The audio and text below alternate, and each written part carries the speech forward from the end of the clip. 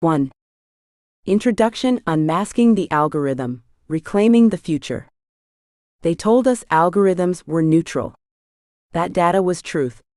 That machines would liberate us from human error. But in the shadows of predictive policing, biased hiring tools, and exclusionary AI art platforms, another reality emerged, one where code doesn't just reflect society, it reinforces its deepest inequities. This book is not just a critique. It's a blueprint.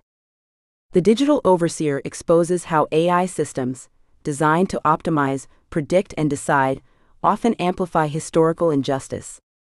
From facial recognition that misreads black faces to robo-advisors that gatekeep wealth, these technologies don't operate in isolation.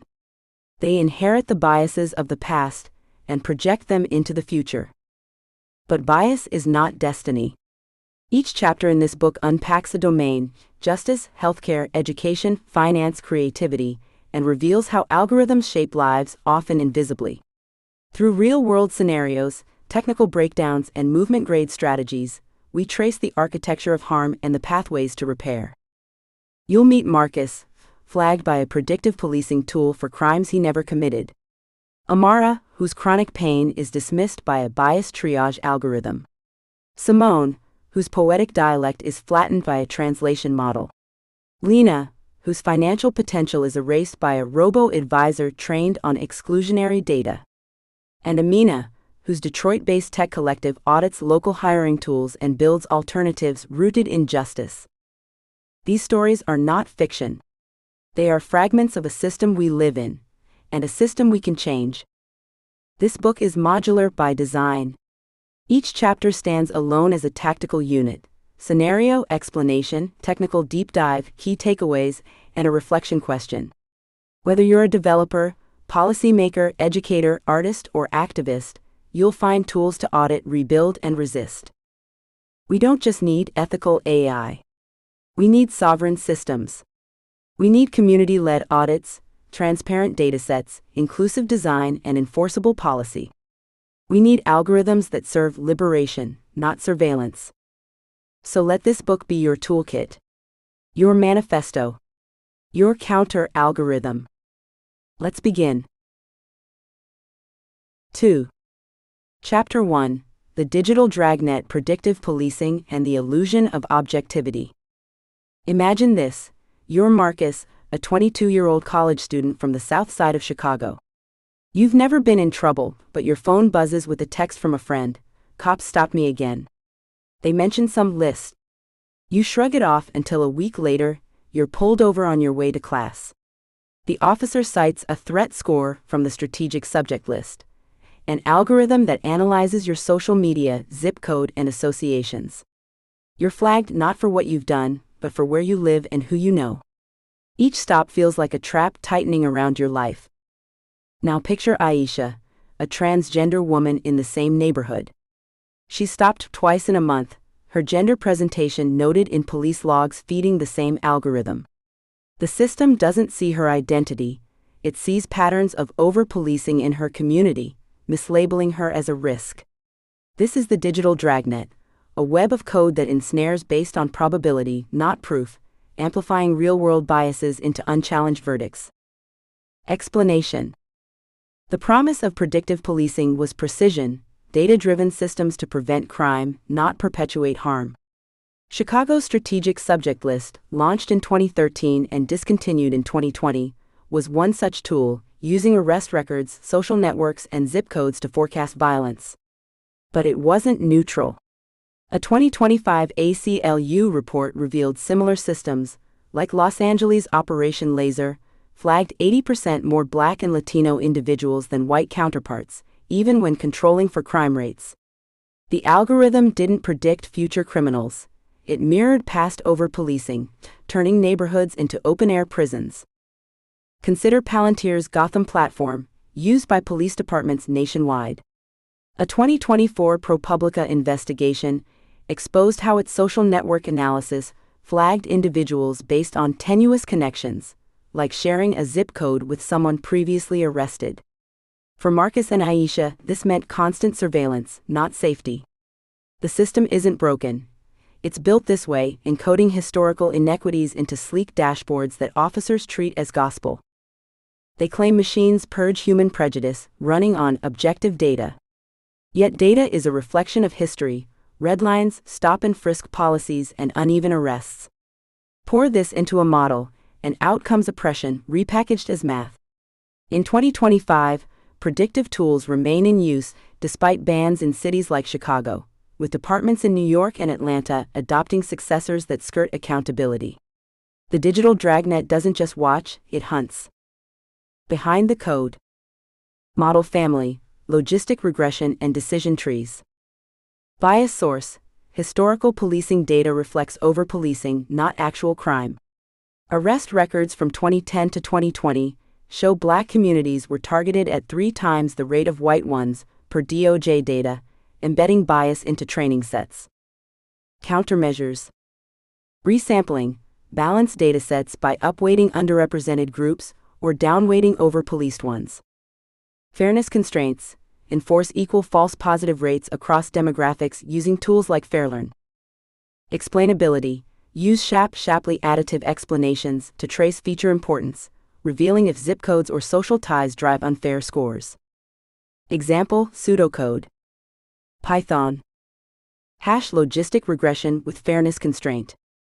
From sklearn, linear_model import logistic regression. From FairLearn, reductions import equalized odds. Model equals logistic regression.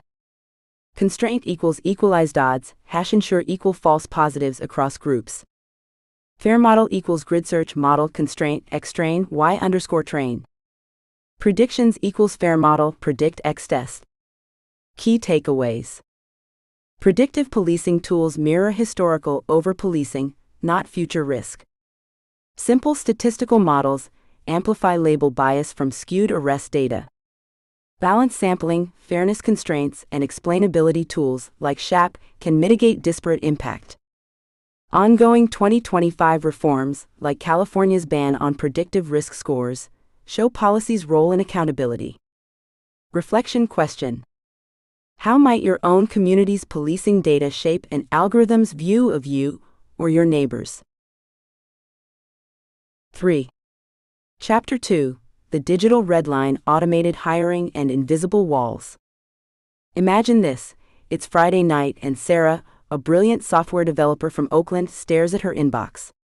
Her 12th job rejection this month just landed.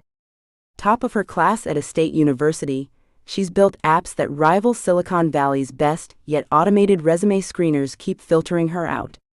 Her address in a historically marginalized zip code and her gender, inferred from her name, seem to whisper risk to the algorithm. Now picture Raj, a first-generation Indian American with a disability, applying for the same roles. His resume, listing accommodations and a community college degree, never makes it past the digital gatekeeper either. This is the digital red line, an invisible wall drawn in code that blocks opportunity based on patterns of the past. Explanation. Automated hiring systems were sold as a meritocratic revolution, objective tools to strip bias from recruitment. In reality, they learn from decades of flawed human decisions. Amazon's 2018 AI recruiter, scrapped after it was found to downgrade women's resumes, is a cautionary tale. A 2025 EEOC report reveals that modern applicant tracking systems, ATS, still reject women in tech roles 15% more often than men, even with identical qualifications. Names like Lakeisha or Jamal are flagged as less cultural fit due to biased historical data, while zip codes tied to low-income areas trigger lower scores. For Sarah and Raj, the algorithm doesn't see talent, it sees proxies for prejudice, echoing a white, male-centric hiring history. These systems don't just filter, they fortify inequities. A 2024 study by the Algorithmic Justice League found that 60% of ATS tools penalize non-traditional educational paths, disproportionately affecting first-generation and disabled applicants. LinkedIn's 2025 hiring algorithms, while improved, still rank candidates from elite schools 20% higher per internal audits. The digital red line doesn't just block jobs, it shapes who gets to dream of them. Without intervention, these tools encode systemic barriers into every submit button, turning opportunity into a lottery rigged by legacy data. Behind the code. Model family, gradient boosted trees. Bias source, historical resume data embeds legacy hiring biases. For example, 2015 to 2020 hiring records show 70% of tech roles went to white men, per BLS data, skewing training sets toward their profiles. Countermeasures. Fairness-aware regularization. Penalize models for over-relying on proxies like zip codes or gendered names during optimization. Proxy debiasing. Remove or re-weight sensitive attributes, e.g., name, address, using tools like Aquatiz.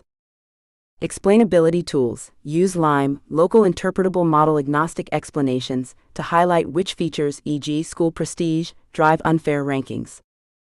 Example, pseudocode. Python. Hash gradient boosted tree with fairness regularization.